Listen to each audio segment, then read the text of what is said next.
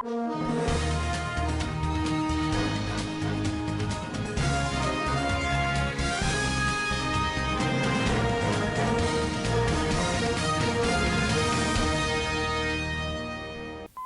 Tinubu to undertake state visit to Turkey. NDLEA intercepts Brazilian woman with 3 billion heroin at Abuja airport. Army neutralizes 6 terrorists in Zamfara. On business news, 20 vessels to discharge over 10,000 containers at Lagos ports. On the international scene, families bid farewell to school children in South Africa killed in a school bus crash. On sports update, Gunners' dramatic late winner for Manchester United defeated Premier League leaders Arsenal in a 5-goal thriller at Emirates Stadium. Good evening, my name is Musa Alhaji Muhammad with SVTV News. President Bola Tinubu departs Abuja today, January 26, for a state visit to the Republic of Turkey. The visit is aimed at strengthening the existing cordial relations between the two countries and exploring further areas of cooperation in security, education, social development, innovation, and aviation. It could be recalled that Turkish President Recep Tayyip Erdogan paid an official visit to Nigeria from October 19 to 20, 2021. A business forum is expected to bring together investors from both countries to explore areas of interest during the visit. Members of the President's entourage participating in the bilateral discussions include Minister of Foreign Affairs Ambassador Yusuf Tuggar, Attorney General and Minister of Justice Prince Latif Fagbemi, SAN, and others. Operatives of the National Drug Law Enforcement Agency, NDLEA, have intercepted a 30-year-old Brazilian national, Ingrid Benevides, at the Nnamdi Azikiwe International Airport, Abuja, with 30.09 kilograms of heroin valued at over 3 billion naira. The suspect was arrested on Friday, January 23, 2026, shortly after arriving in Abuja aboard Qatar Airways flight QR1431, following intelligence-led surveillance. In a statement issued on Sunday, the NDLEA spokesperson Femi Babafemi said the illicit drugs were concealed inside 21 factory-sealed packs of Brazilian coffee found in the suspect's 2 checked-in bags.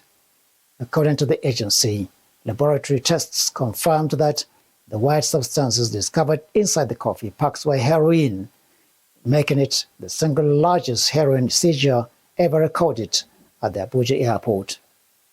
Troops of the Nigerian Army's 8th Division Garrison Strike Force operating under Operation Fansan Yema or PFY Sector 2 have neutralized 6 terrorists in Zamfara State.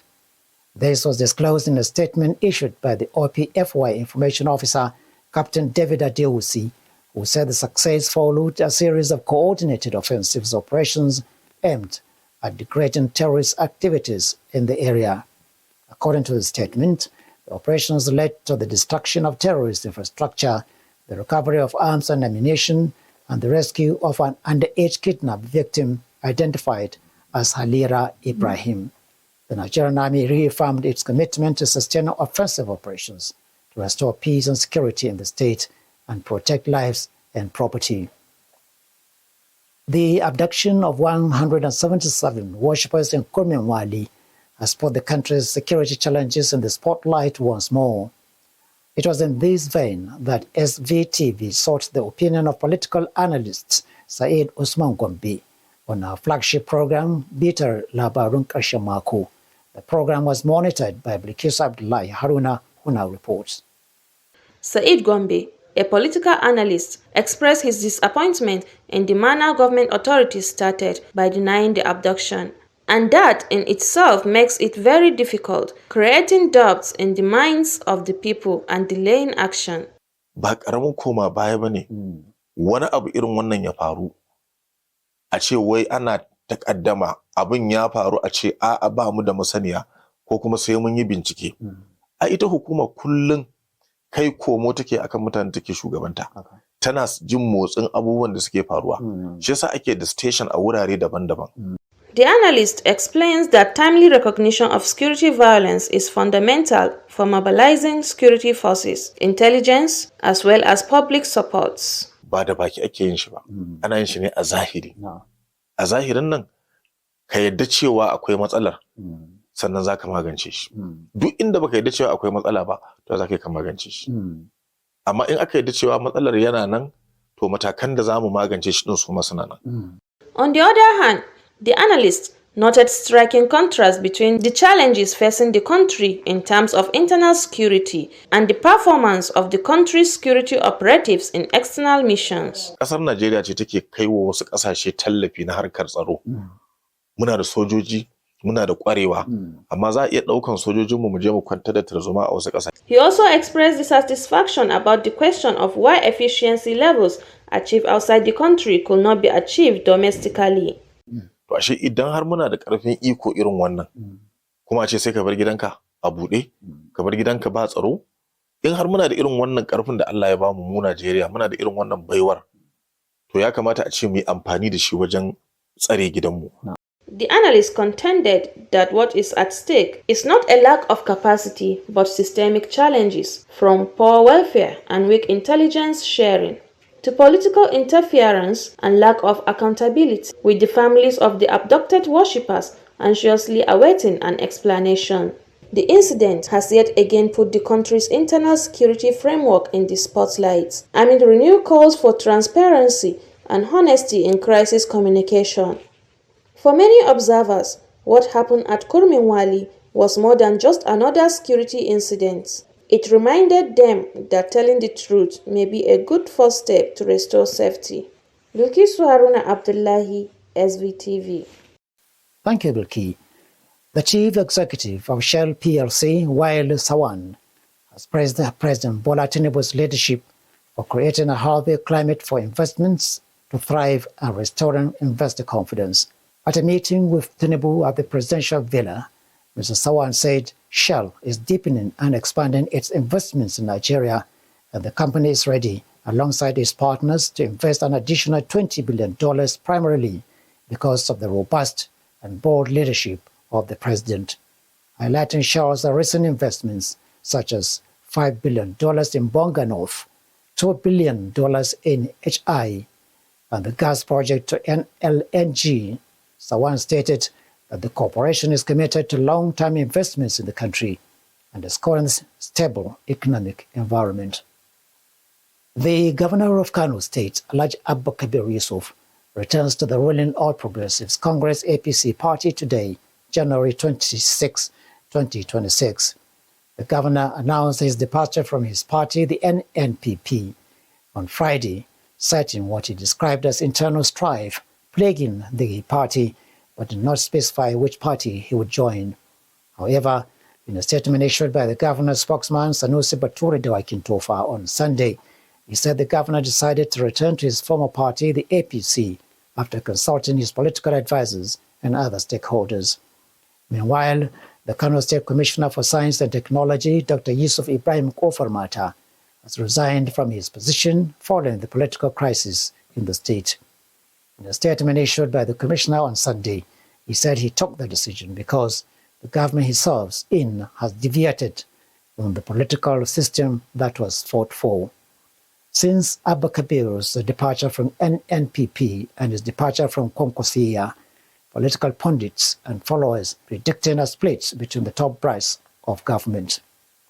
Sokoto State Governor Ahmad Aliyu has said his government will introduce laws to prohibit what he calls extravagance during marriages across the state. Ahmad Aliyu made this known during the inauguration of the renovated Sheikh Aliyu Banza Mosque and Seminary. The governor said these difficulties are contributing to the increase in the number of single men and women in the state.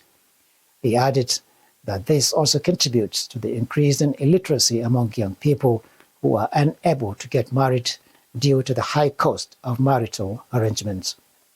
The move comes after a video of a girl in the state recently surfaced showing her luggage being hit by a car, sparking outrage on social media. The Anambra State government has announced the lifting of the lockdown on Monday in the state as a matter of urgency. This was contained in a statement signed by the Secretary, State Primary Education Commission in Bemina, Lovelin, on behalf of the Commission. The statement added that this order means that any employee, whether a classroom teacher or non-teaching employee who fails to attend school or the office on Monday will either receive 20% of their salary or lose it entirely. Major parts of Anambra State have for years been observing a weekly curfew every Monday, a situation that has brought business and social activities to a standstill across the state. Now, let's look at the business world.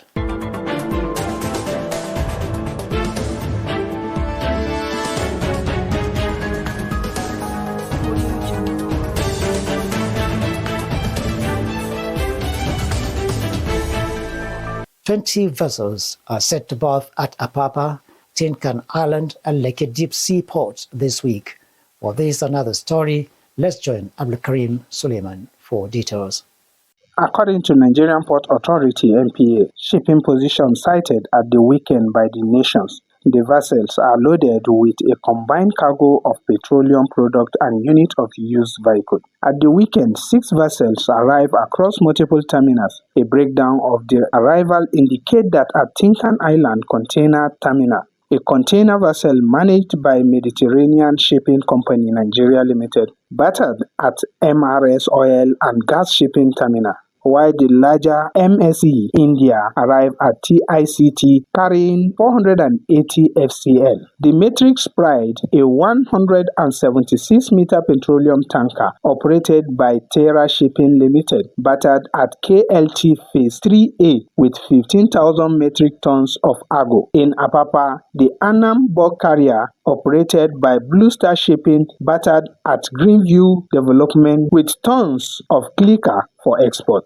The Nigerian Interbank Settlement System (NIBSS) has reiterated the crucial role of cash in the payment system, stressing that cash must coexist with the electronic payment service. Speaking at the 2026 Committee of Heads of Bank Operation Conference in Lagos, Executive Director, Business and Product, Nigerian Interbank Settlement System, Ngova Nwankwo, said inclusion must keep pace with innovation as digital payments expand. She stressed that cash remains vital and cannot be eliminated, insisting both cash and digital payment must coexist within Nigerian economy. Nwankwo commended banks for operational improvement, noting cash availability in December 2025 was largely seamless with minimal public complaint. She also highlighted biometric authentication, allowing customers to request and verify cards using fingerprints without extensive documentation.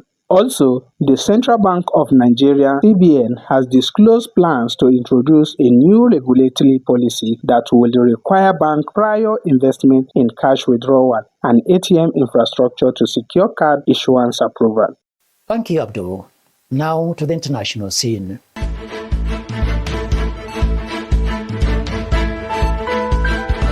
Audio Jungle.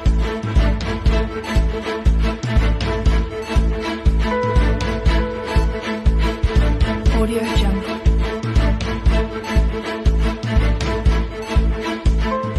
Dozens of mourners gathered at a sports complex in the South African city of Vereeniging on Sunday to bid farewell to 3 school children killed in a school bus crash. Bilkis Abdullahi Haruna has details of this and other story. Panyazali Sufi, the premier of Gauteng province, addressed the crowd, saying the tragedy was being mourned not only by the families, but by the nation as well. The memorial service was attended by government ministers, pupils from several schools, and members of the public, who gathered to show solidarity with the bereaved families. Sindiswe Chikunga, the minister in the presidency for women, youth, and persons with disability, said the affected families were being kept in the nation's prayers. Also, on the international scene, women are the main victims of abuse in Sudan's war, facing the world's worst sexual violence and other crimes committed with impunity. A rights activist turned social affairs minister for the army-backed government told AFP the Sudanese army and the paramilitary rapid support forces have been locked in a brutal conflict since April 2023 that has killed tens of thousands of people, displaced around 11 million, and been marked by widespread sexual violence. Sulaiman Ishaq Al-Khalifa said abuses against women routinely accompanied looting and attacks, with reports of rape often perpetrated as the family witnessed the crime. The longtime women's rights activist, recently appointed to the government, said that women were also being subjected to sexual slavery and trafficked to neighboring countries alongside forced marriages arranged to avoid shame. Her ministry has documented more than 1,800 rapes between April 2023 and October 2025, a figure that does not include atrocities documented in Western Darfur and the neighboring Kordofan region from late October onwards. In conservative communities, social stigma also remains a major obstacle to documenting the scale of the abuse. Families often force victims into marriage to cover up what happened, particularly when pregnancies result from rape, according to the minister. Bilkisu Haruna Abdullahi, SVTV News. And now to sports updates.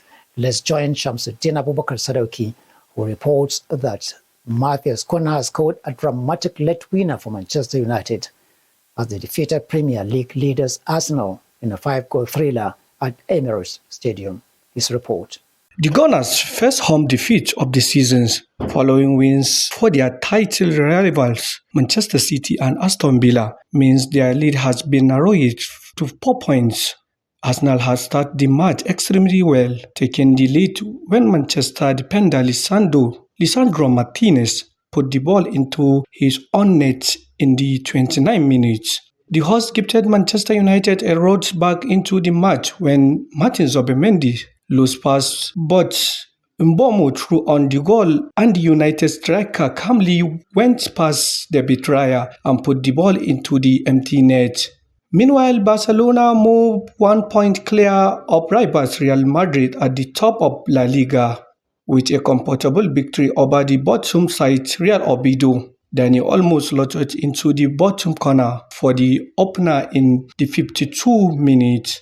Raphinha increased Barcelona's lead 5 minutes later with a drink-it finish over the Oviedo goalkeeper Aaron, pausing on a mistake from the David Costas. Teenager Spain forward Lamine Yamal made sure of success in 73 minutes with bicycle kick from the almost looped ball into the box. Still on the spot, fans planning to attend the 2026 World Cup in the US, Canada and Mexico may face visa hurdle, but a new system aimed to make travel easy.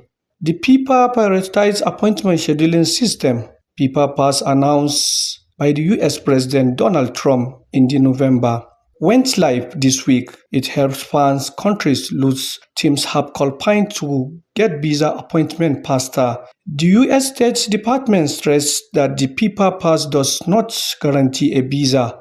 All applicants must still pass security checks and meet the visa requirement. Fans from the countries in the US visa waiver program, including much Europe, the UK, Japan, and Australia, not need a FIFA pass. They can travel using an extra electronic system. For travel authorization for up to 90 days. Shamsuddin Abubakar Sadauki reporting for SBTV News. And with that sports report, we end today's SVTV News. But before we go, another look at the highlights. President Tinubu to undertake state visit to Turkey. NDLEA intercepts Brazilian woman with 3 billionaire heroin at Abuja airport. Army neutralizes 6 terrorists in Zamfara. On business news, 20 vessels to discharge over 10,000 containers at Lagos ports. On the international scene, families bid farewell to schoolchildren in South Africa killed in a school bus crash. On sports update, Gunners' dramatic late winner for Manchester United defeated Premier League leaders Arsenal in a 5-goal thriller at Emirates Stadium. That was the SVTV news on behalf of the production crew and the production editor, Fatima Ibrahim, and Musa Alhaji Muhammad, wishing you a pleasant time.